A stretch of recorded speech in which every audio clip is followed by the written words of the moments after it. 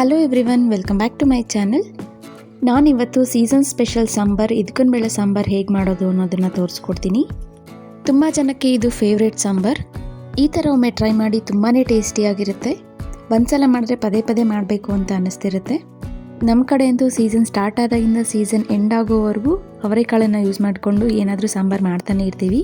ಅದರಲ್ಲೂ ಇದಕ್ಕನ್ ಬೇಳೆ ಸಾಂಬಾರ್ ಅಂತೂ ತುಂಬಾ ಟೇಸ್ಟಿಯಾಗಿರುತ್ತೆ. ವಿಡಿಯೋನ ಸ್ಕಿಪ್ ಮಾಡದೆ ಕೊನೆವರೆಗೂ ನೋಡಿ. ಹಾಗೆ ನನ್ನ ಚಾನಲ್ನ ಸಬ್ಸ್ಕ್ರೈಬ್ ಮಾಡ್ಕೊಂಡಿಲ್ಲ ಅಂದರೆ ಸಬ್ಸ್ಕ್ರೈಬ್ ಮಾಡ್ಕೊಂಡು ನೋಡಿ. ಮುದ್ದೆಗಂತೂ ಒಳ್ಳೆ ಕಾಂಬಿನೇಷನ್ ಅಂತ ಹೇಳ್ಬೋದು ಈ ಸಾಂಬಾರ್.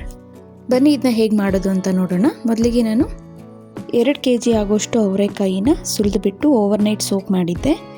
ಸೋಕ್ ಮಾಡಿರೋಂಥ ಅವರೆಕಾಳನ್ನು ಮಾರ್ನಿಂಗ್ ಇದ್ದುಕೊಂಡು ಇಟ್ಕೊಂಡಿದ್ದೆ. ಈ ಕಾಳನ್ನು ಯೂಸ್ ಮಾಡಿಕೊಂಡು ನಾನಿವತ್ತು ಸಾಂಬಾರು ಮಾಡ್ತಾಯಿದ್ದೀನಿ. ಮೊದಲಿಗೆ ನಾನಿಲ್ಲಿ 1/4 ಟೀ ಸ್ಪೂನ್ ಆಗೋಷ್ಟು ಮೆಂತ್ಯನ ಈ ಥರ ಹುರ್ಕೊಂಡು ಇಟ್ಕೊಂಡಿದ್ದೆ. ಹಾಗೆ 1 ಟೇಬಲ್ ಸ್ಪೂನ್ ಆಗೋಷ್ಟು ಜೀರಿಗೆನ ಈ ಥರ ಹುರ್ಕೊಂಡು ಇಟ್ಕೊಂಡಿದ್ದೆ. ಅದನ್ನು ತರ್ತರಿಯಾಗಿ ಪುಡಿ ಮಾಡ್ಕೋಬೇಕಾಗುತ್ತೆ. ನೆಕ್ಸ್ಟ್ ಒಂದು ಬಾಣಲಿಗೆ ಸ್ವಲ್ಪ ಎಣ್ಣೆನ ಸೇರಿಸ್ಕೊಂಡು 2 ಬೆಳ್ಳುಳ್ಳಿ, 1 ಈರುಳ್ಳಿ, ಸ್ವಲ್ಪ ಶುಂಠಿ, ಒಂದು 7ರಿಂದ 8 ಹಸಿಮೆಣಸಿನ್ಕಾಯಿನ ಈ ಥರ ಪೀಸ್ ಮಾಡಿಕೊಂಡು ಸೇರಿಸ್ಕೊಂಡಿದ್ದೀನಿ. ಇದನ್ನು ಈಗ ಫ್ರೈ ಮಾಡ್ಕೋಬೇಕಾಗುತ್ತೆ. ಇದಕ್ಕೆ ಸ್ವಲ್ಪ ಕರಿಬೇವಿನ ಸೊಪ್ಪನ್ನು ಕೂಡ ಸೇರಿಸ್ಕೊಂಡು ಫ್ರೈ ಮಾಡ್ಕೋಬೇಕಾಗುತ್ತೆ. ಈರುಳ್ಳಿ ಎಡ್ಜಸ್ ಎಲ್ಲ ಗೋಲ್ಡನ್ ಬ್ರೌನ್ ಆಗೋವರೆಗೂ ಈ ಥರ ಫ್ರೈ ಮಾಡ್ಕೋಬೇಕು. ನೆಕ್ಸ್ಟ್ ಇದಕ್ಕೆ ಸ್ವಲ್ಪ ಪುದೀನ ಸೊಪ್ಪನ್ನು ಸೇರಿಸ್ಕೊಂಡು ಫ್ರೈ ಮಾಡ್ಕೊಳ್ತಾ ಇದ್ದೀನಿ. ಸ್ವಲ್ಪ ಆಯಿಲಲ್ಲಿ ಪುದೀನ ಸೊಪ್ಪು ಫ್ರೈ ಆದಮೇಲೆ ಕೊನೆಯದಾಗಿ ಸ್ವಲ್ಪ ಕೊತ್ತಂಬರಿ ಸೊಪ್ಪನ್ನು ಸೇರಿಸ್ಕೊಂಡು ಸ್ಟವನ್ನು ಆಫ್ ಮಾಡಿಕೊಂಡು ಈ ಥರ ಮಿಕ್ಸ್ ಮಾಡ್ಕೋಬೇಕಾಗುತ್ತೆ. ಈಗ ಇದನ್ನು ಸ್ವಲ್ಪ ತಣ್ಣಗಾಗೋದಕ್ಕೆ ಬಿಡಬೇಕಾಗುತ್ತೆ. ನಾನಿಲ್ಲಿ ಫ್ರೈ ಮಾಡಿ ಇಟ್ಕೊಂಡಂಥ ಮೆಂತ್ಯ ಮತ್ತು ಜೀರಿಗೆನ ಈ ಥರ ಕ್ರಷ್ ಮಾಡಿ ಇಟ್ಕೊಂಡಿದ್ದೀನಿ. ಈಗ ಫ್ರೈ ಮಾಡಿ ಇಟ್ಕೊಂಡಿರೋದೆಲ್ಲ ತಣ್ಣಗಾಗಿದೆ. ಇದನ್ನು ಗ್ರೈಂಡ್ ಮಾಡ್ಕೋಬೇಕಾಗುತ್ತೆ.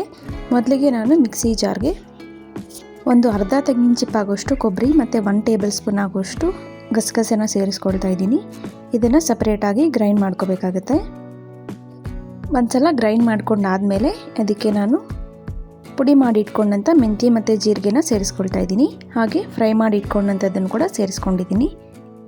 ಈಗ ನಾನು 1 ಟೇಬಲ್ ಸ್ಪೂನ್ ಆಗೋಷ್ಟು ಖಾರದ ಪುಡಿ, 1/4 ಟೀ ಸ್ಪೂನ್ ಆಗೋಷ್ಟು ಚಕ್ಕೆ ಲವಂಗ ಪುಡಿ, 3 ಟೇಬಲ್ ಸ್ಪೂನ್ ಆಗೋಷ್ಟು ಧನಿಯಾ ಪುಡಿನ ಸೇರಿಸ್ಕೊಳ್ತಾ ಇದ್ದೀನಿ.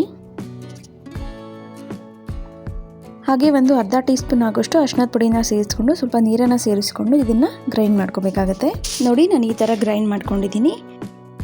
ಈಗ ಈ ಮಸಾಲೆನ ಚೆನ್ನಾಗಿ ಕಾಯಿಸ್ಕೋಬೇಕಾಗುತ್ತೆ. ಅದಕ್ಕೂ ಮೊದಲು ನಾನು ಒಗ್ಗರಣೆನ ಹಾಕ್ಕೊಳ್ತೀನಿ. ನಾನಿಲ್ಲಿ ಒಂದು ಕುಕ್ಕರಲ್ಲಿ 2ರಿಂದ 3 ಟೇಬಲ್ ಸ್ಪೂನ್ ಆಗೋಷ್ಟು ಆಯಿಲನ್ನು ಸೇರಿಸ್ಕೊಂಡಿದ್ದೀನಿ. ಆಯಿಲ್ ಬಿಸಿ ಆದಮೇಲೆ ಸಾಸಿವೆನ ಸೇರಿಸ್ಕೊಳ್ತಾ ಇದ್ದೀನಿ. ಸಾಸಿವೆ ಸಿಡ್ದಾದ್ಮೇಲೆ ಕರ್ಬೇವಿನ ಸೊಪ್ಪನ್ನು ಸೇರಿಸ್ಕೊಳ್ತಾ ಇದ್ದೀನಿ. ಈಗ ಆಲ್ರೆಡಿ ಗ್ರೈಂಡ್ ಮಾಡಿ ಇಟ್ಕೊಂಡಂಥ ಮಸಾಲೆನ ಸೇರಿಸ್ಕೊಳ್ತಾ ಇದ್ದೀನಿ. ಈಗ ನಾವು ಸಾಂಬಾರ್ ಕನ್ಸಿಸ್ಟೆನ್ಸಿನ ನೋಡಿಕೊಂಡು ನೀರನ್ನು ಸೇರಿಸ್ಕೋಬೇಕಾಗುತ್ತೆ. ಹಾಗೆ ರುಚಿಗೆ ತಕ್ಕಷ್ಟು ಉಪ್ಪನ್ನು ಸೇರಿಸ್ಕೊಂಡು ಚೆನ್ನಾಗಿ ಮಸಾಲೆನ ಕಾಯಿಸ್ಕೋಬೇಕಾಗುತ್ತೆ. ಈಗ ಮಸಾಲೆ ಎಲ್ಲ ಚೆನ್ನಾಗಿ ಕಾದಿದೆ. ಈಗ ನಾನು ಇದಕ್ಕನ್ ಬೇಳೆನ ಸೇರಿಸ್ಕೊಳ್ತಾ ಇದ್ದೀನಿ. ಸೇರಿಸ್ಕೊಂಡಾದ ನಂತರ ಬೇಳೆ ಬೇಯೋವರೆಗೂ ಬೇಯಿಸ್ಕೋಬೇಕಾಗುತ್ತೆ. ತುಂಬಾ ಬೇಗ ಬೇಳೆ ಕುಕ್ ಆಗಿಬಿಡುತ್ತೆ, ಸೊ ನೋಡ್ಕೋತಾ ಇರಬೇಕಾಗುತ್ತೆ. ಈಗ ಬೇಳೆ ಎಲ್ಲ ಬೆಂದಿದೆ. ತುಂಬ ಟೇಸ್ಟಿಯಾಗಿರುವಂಥ ಇದಕ್ಕನ್ ಬೇಳೆ ಸಾಂಬಾರು ರೆಡಿ ಆಗಿದೆ.